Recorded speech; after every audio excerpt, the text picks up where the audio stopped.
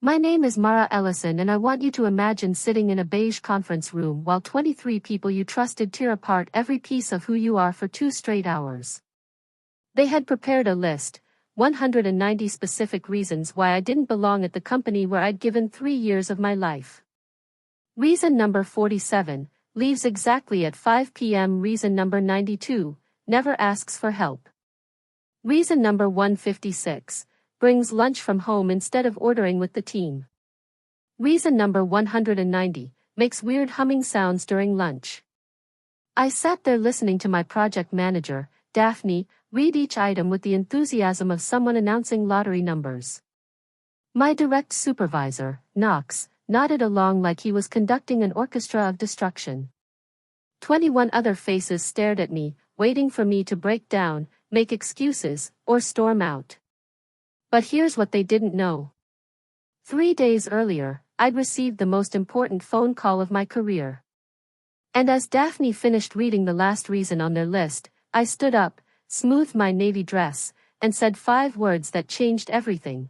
Thank you for the feedback. Then I pulled out my phone and dialed a number I'd memorized. Hello, this is Mara. I accept your offer. Yes, the $250,000 signing bonus works perfectly. Before I tell you what happened next, I need to know something from you. Have you ever been the person who makes everything work while everyone else takes the credit? Because what I'm about to share will either make you feel understood or make you realize you need to start protecting yourself immediately. Let me take you back to where this all began. 3 years ago, I started working at Lexford Advisory. Wait, that's not the real name. I can't use the real name because what happened next involves some serious legal territory. Let's call it Emerald Consulting. I was hired as a junior analyst, which basically meant I was supposed to do research and make pretty charts for senior people to present to clients. But from my first week, I noticed something that would define my entire experience there. The company was held together by duct tape and luck. Their biggest client, a manufacturing company worth millions, was threatening to leave because their quarterly reports were always late and full of errors. I watched Knox scramble for days trying to fix the mess. So, I stayed late, found the root problem in their data collection system, and created a solution. I left it on his desk with a simple note, "This might help." Knox presented my solution the next morning like he'd invented it himself. The client stayed. Knox got a promotion. That became my life. I fixed problems that didn't officially exist, solved puzzles that others created, and watched as my fingerprints disappeared from every success story. When the computer system crashed during a major presentation, I rebuilt the database from backup files at home while everyone else panicked. When a client demanded impossible timeline changes, I figured out how to make it work by redesigning our entire workflow process. But I made one critical mistake. I never demanded credit. I never played politics. I never made myself visible in the ways that apparently mattered. I thought excellence spoke for itself. I thought solving problems was enough. I thought being reliable meant being valuable. I was wrong about all of those things. The truth is, while I was keeping their business alive, my colleagues were building something else entirely. They were building a case against me. It started small. During team meetings, people would make comments about how I didn't participate enough in office culture. When I focused on work instead of chatting about weekend plans, someone would whisper that I was antisocial.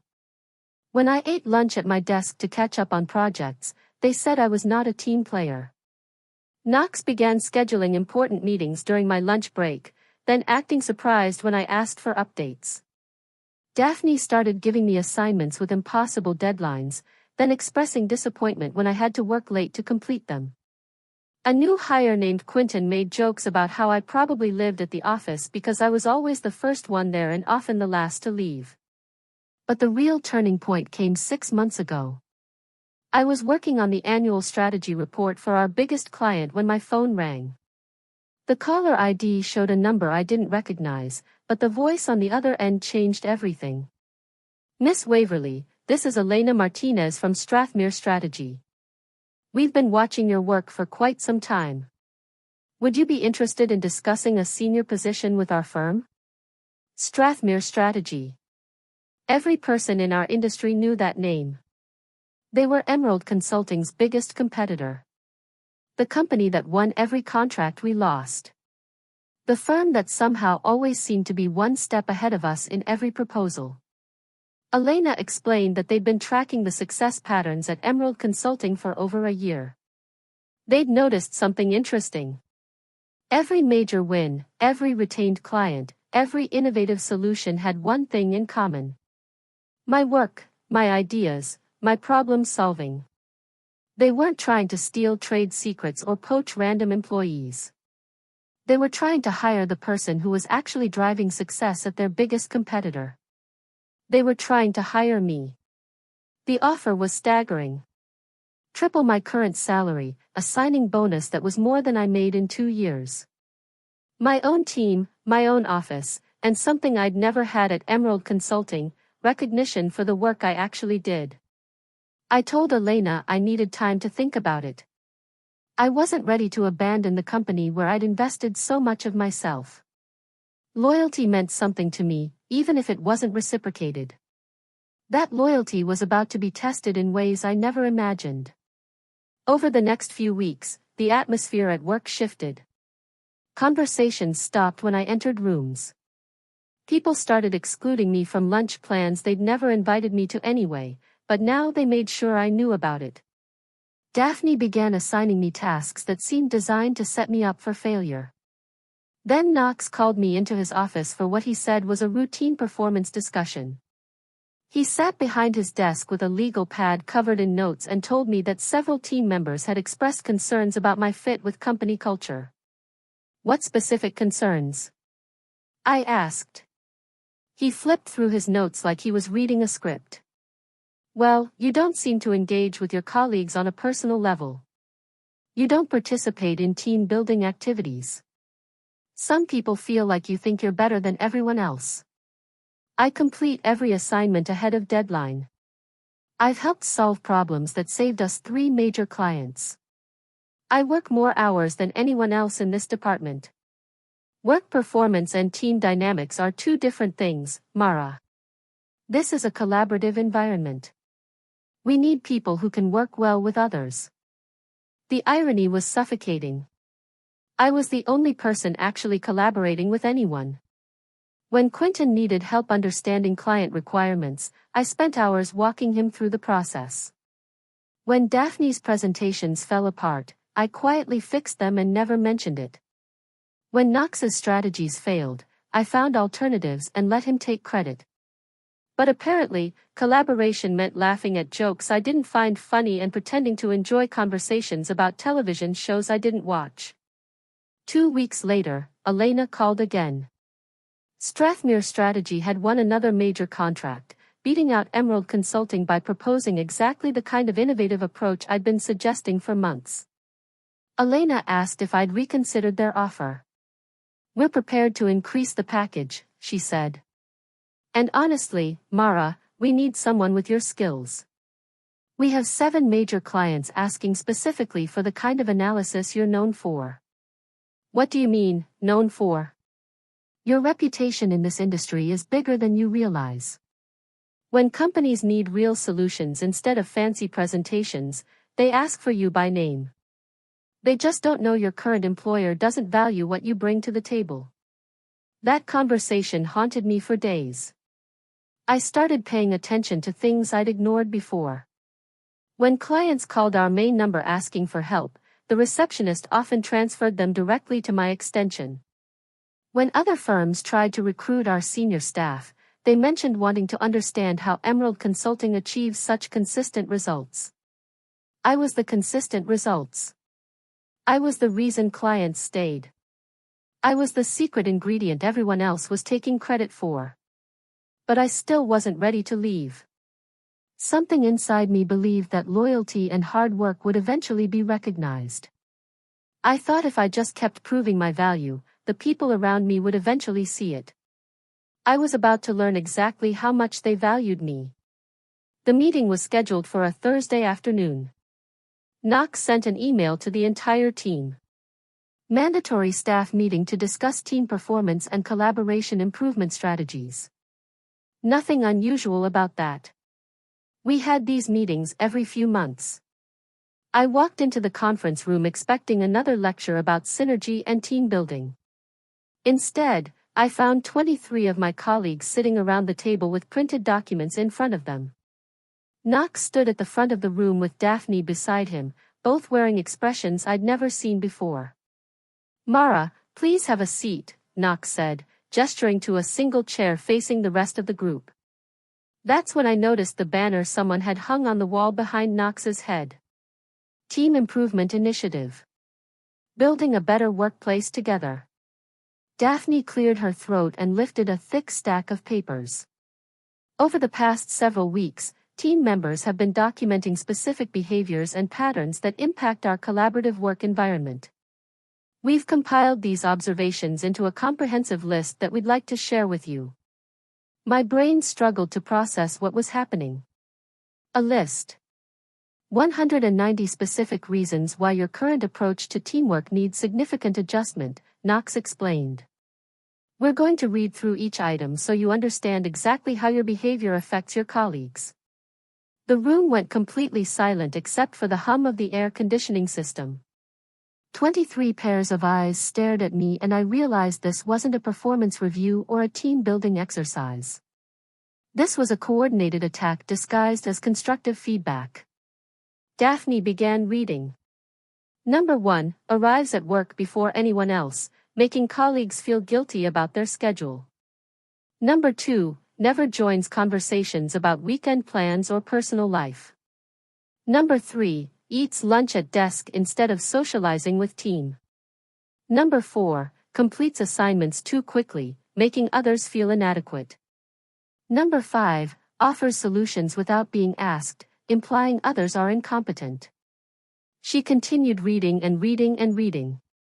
For 2 solid hours, I sat in that chair, listening to every quirk, every habit, every personality trait that made me who I was, being dissected and criticized by people I'd helped, people I'd covered for, people whose mistakes I'd quietly fixed dozens of times.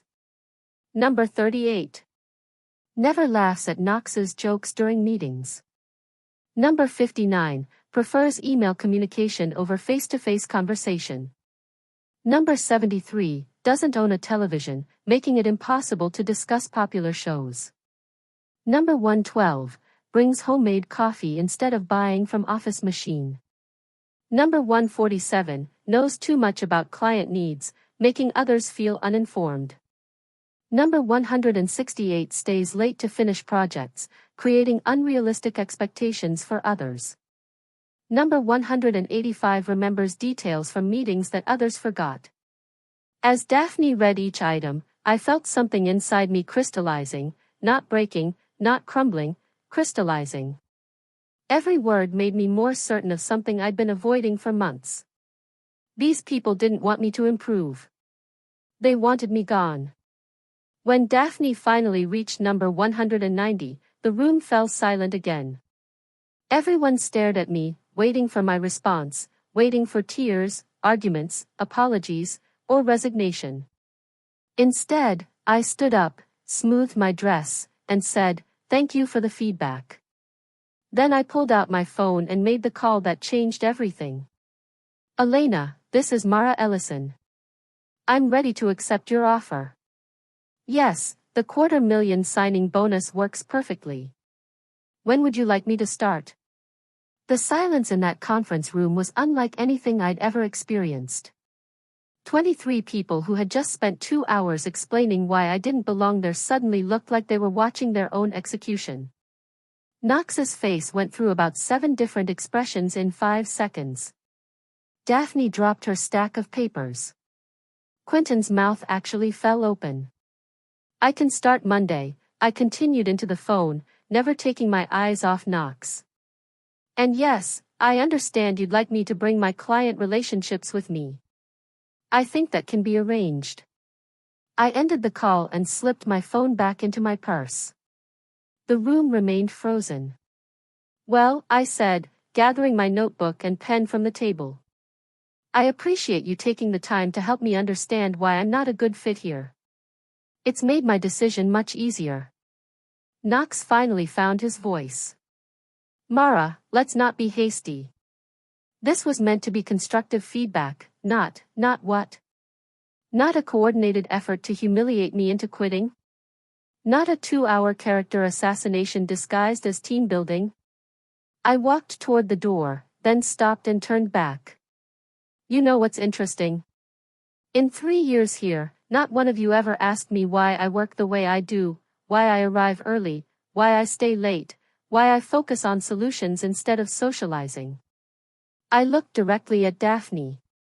You want to know why I don't laugh at Knox's jokes? Because while he's making jokes, I'm usually thinking about how to fix whatever crisis he created that morning. You want to know why I eat lunch at my desk? Because that's when our West Coast clients call and someone needs to be available to help them.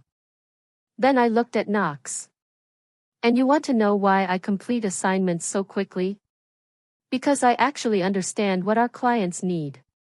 And I've been doing the work that 3 other people should be doing. I reached for the door handle. Enjoy explaining to your clients why their trusted contact won't be available anymore. I'm sure they'll understand. The next morning, I cleaned out my desk before anyone else arrived. I wanted to avoid the awkward conversations and fake concern that would inevitably follow. But as I was packing up my personal items, I found something that made me pause. In my filing cabinet, I had folders for every major client we'd worked with over the past 3 years. Not official company files, but my own notes, detailed records of every conversation, every preference, every concern, every solution I'd provided, relationship maps showing who made decisions, who influenced those decisions, and what mattered most to each organization. I'd kept these records because I genuinely cared about doing good work. But looking at them now, I realized they represented something much more valuable. They represented 3 years of trust, relationship building, and problem solving that belonged to me, not to Emerald Consulting. My phone buzzed with a text from Elena. Welcome to Strathmere Strategy. Can we schedule a call to discuss your transition plan? I photographed every page in those folders before I left the building. The weekend between my last day at Emerald and my first day at Cobalt was surreal. I kept expecting to feel guilty about leaving or nervous about starting over. Instead, I felt something I hadn't experienced in years, excitement about going to work. Elena met me in the lobby of Strathmere Strategy's downtown office on Monday morning. The building was everything Emerald Consulting's outdated space wasn't: modern, efficient, designed for people who actually wanted to be there. Before we go upstairs, Elena said, I want you to understand something. We didn't hire you to be another analyst. We hired you to be exactly who you already are. The person who solves problems nobody else can solve. The person who builds relationships that last decades. The person who makes impossible things possible. She handed me a folder marked Client Transition Opportunities. These are companies that have expressed interest in working with Strathmere Strategy, but only if we can demonstrate the same level of service they've grown accustomed to elsewhere. I think you'll recognize most of the names.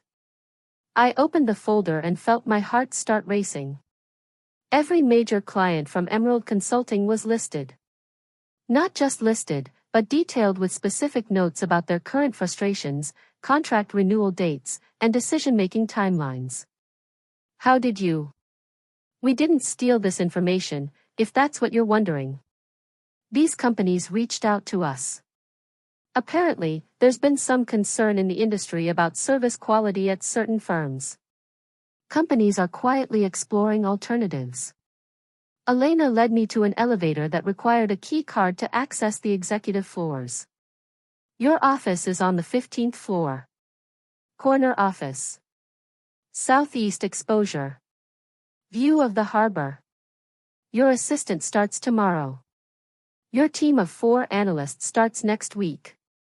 The elevator doors opened to reveal a space that took my breath away: floor-to-ceiling windows, modern furniture, and an energy that felt completely different from anywhere I'd ever worked.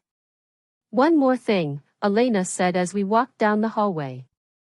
"We've been planning to open a satellite office for our expansion into the regional market. Based on your experience and client relationships, we'd like you to head that project. The location is 3 blocks from your former employer. We thought the proximity might be convenient for client meetings." 3 blocks. They wanted me to open an office 3 blocks from Emerald Consulting, targeting the exact same market with the exact same clients I'd been serving for 3 years. My phone started ringing before I even reached my new office. "Miss Waverly, this is Tom Chen from Granger Materials. I heard you'd moved to Strathmere Strategy. We've been having some issues with our current consulting firm, and I was wondering if we could schedule a meeting to discuss transitioning our account, Granger Materials, Emerald Consulting's second largest client." "I'd be happy to meet with you, Tom. How does Thursday afternoon work?" 3 more calls came in before lunch, all from companies that had been working with Emerald Consulting, all asking about the possibility of switching to Strathmere Strategy, all mentioning my name specifically as the reason they were interested. By the end of my first week, I had meetings scheduled with 7 of Emerald's major clients. Not because I'd solicited them, not because Cobalt had pursued them aggressively, but because these companies had been quietly unhappy for months and were just waiting for an alternative they could trust. It turns out that when you're the person actually solving problems and building relationships, people notice. They notice when their calls get returned promptly. They notice when their concerns are addressed thoroughly. They notice when solutions actually work. And they definitely notice when that person suddenly becomes unavailable. Knox called me on Thursday afternoon just as I was heading into my meeting with Granger Materials. "Mara, I think there's been a misunderstanding. Several of our clients are asking about you and I wanted to clarify that you're still bound by your non-compete agreement." I almost laughed. "Knox, you might want to have your legal team review my employment contract. I signed a non-disclosure agreement about internal processes and confidential information. I never signed a non-compete. Your company doesn't offer those to analyst-level employees." Silence on the other end of the line. "Besides," I continued, "I'm not soliciting your clients. They're soliciting me. There's a significant difference. Look, maybe we can work something out. What would it take to get you to come back? We could discuss a promotion, maybe a raise. Knox, 2 weeks ago, you facilitated a meeting where 23 people spent 2 hours explaining why I shouldn't work there. I'm going to assume you meant what you said." I ended the call and walked into my meeting with Granger Materials. Tom Chen looked exactly like I'd expected based on our phone conversations over the past 2 years. Mid-50s, practical suit, the demeanor of someone who valued efficiency over everything else. "Mara, I'll be direct. Working with Emerald Consulting has become frustrating. Our account manager doesn't understand our industry. Our reports are consistently late, and when we have problems, it takes days to get answers. But every time we called you directly, everything got resolved immediately." He slid a contract across the table. "We want to work with you, not with your former employer. Can Strathmere Strategy handle our account?" The contract was worth $1.2 million annually. It was Granger Materials' entire consulting budget and they were offering to transfer it completely to Strathmere Strategy. "We can absolutely handle your account, Tom. When would you like to start the transition?" "Immediately. We've already notified Emerald Consulting that we won't be renewing our contract when it expires next month." That meeting lasted 2 hours. By the time I returned to my office, I had 4 voicemail messages from other Emerald clients wanting to schedule similar meetings. Knox called again that evening. "Mara, we need to talk. Granger Materials just terminated their contract. Oakline Logistics is refusing to renew. Northacre Holdings wants to cancel their project midstream. What exactly are you telling these people?" "I'm not telling them anything, Knox. I'm listening to them. Apparently, That's something they haven't experienced much lately. This is corporate sabotage. We're going to have to involve our legal team. Feel free. I'm sure they'll be very interested to learn that you're claiming ownership of client relationships that were built by an employee you just spent 2 hours explaining doesn't belong at your company. The legal threat never materialized. Probably because their lawyers explained the same thing Elena had explained to me. Client relationships belong to the person who built them, not to the company that employed that person. Over the next month, the exodus accelerated. 7 major clients representing 60% of Emerald Consulting's annual revenue chose not to renew their contracts. Not because I convinced them to leave, but because they'd been unhappy for months and finally had an alternative they trusted. Elena was delighted. I've never seen anything like this. Companies are calling us asking specifically for you. We're going to need to accelerate the timeline for opening that satellite office. The satellite office, 3 blocks from Emerald Consulting. I'd almost forgotten about that detail in the excitement of building my new team and managing the client transitions. How quickly are we talking? 2 months. We've already secured the space and we're fast-tracking the setup. The goal is to have you operational before the end of the quarter. 2 months later, I stood in the lobby of our new regional office, watching as movers installed our company sign in the window facing the street. Anyone walking from the parking garage to Emerald Consulting's building would see it. Strathmere Strategy Regional Office. Mara Ellison, Senior Director of Client Relations. My name on the sign. After 3 years of invisible work, my name was finally visible. That first morning in our new office, I watched through my window as Knox walked past on his way to work. He stopped in front of our building, stared at the sign for a full minute, then pulled out his phone. I'm sure he was calling someone at Emerald to report what he'd discovered. By 10 a.m., Daphne had driven by twice. By noon, 3 other former colleagues had found reasons to walk past our building. But the best moment came at 2 p.m. when I saw a familiar car pull into our visitor parking space. Tom Chin from Granger Materials, arriving for our monthly strategy meeting. As he walked past the window, he waved at me and smiled. Through the glass, I could see him mouth the words, "Thank you." That's when I understood the real revenge wasn't just leaving Emerald Consulting or taking their clients. The real revenge was building something better, creating the kind of workplace I'd always wished existed, proving that excellence actually could speak for itself when it was given the right platform. 6 months later, our regional office had grown to 15 employees. We'd won 12 new clients who had never worked with Emerald Consulting. Our revenue projections for the first year were already being exceeded in month 6. Elena visited our office to check on our progress. As we sat in my conference room overlooking the street, she asked me something I hadn't expected. Do you ever wonder what your former colleagues think about all this? I looked out the window toward Emerald Consulting's building. I know exactly what they think. They think I stole their clients. They think I sabotaged their business. They think I'm the villain in this story. Are you? I thought about that question for a long time. I don't think so.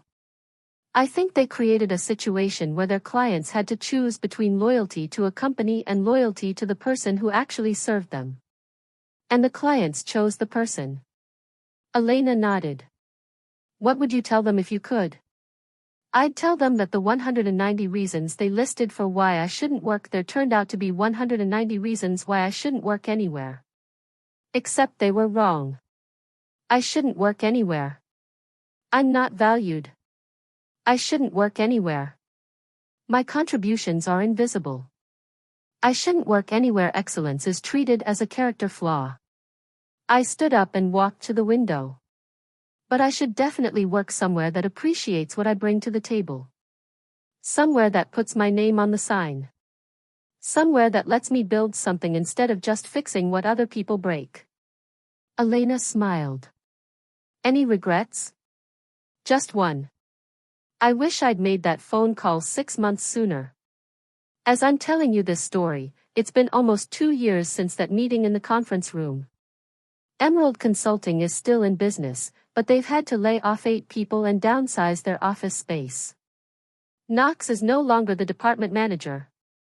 Daphne left the company 6 months ago. Our regional office now employs 23 people, the same number who sat in that conference room listening to my character assassination.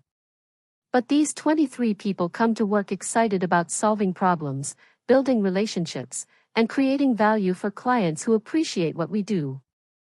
Every morning when I arrive at work, I see that sign with my name on it. And every morning, I remember that the best revenge isn't destroying the people who underestimated you. The best revenge is proving them wrong by building something they could never imagine. So, here's what I want you to take from my story. If you're the person who makes everything work while everyone else takes credit, start documenting your contributions. If you're the person who solves problems nobody else can solve, start making sure people know you're the one solving them. And if you're the person who gives loyalty to people who don't deserve it, start giving that loyalty to yourself instead. Because the people who undervalue you are counting on you to undervalue yourself. They're counting on you to stay quiet, stay invisible, and keep fixing their mistakes without demanding recognition. Don't give them that satisfaction. Tell me in the comments. Have you ever been the invisible backbone of your workplace? Have you ever been underestimated by people who should have known better? I want to hear your stories because I guarantee you're not alone in this experience. And if this story resonated with you, if it made you think about your own situation differently, if it gave you the courage to start valuing yourself the way you deserve to be valued, hit that like button and subscribe for more stories about people who refuse to stay invisible. Because your story matters, too. And it's time for people to see your name on the sign.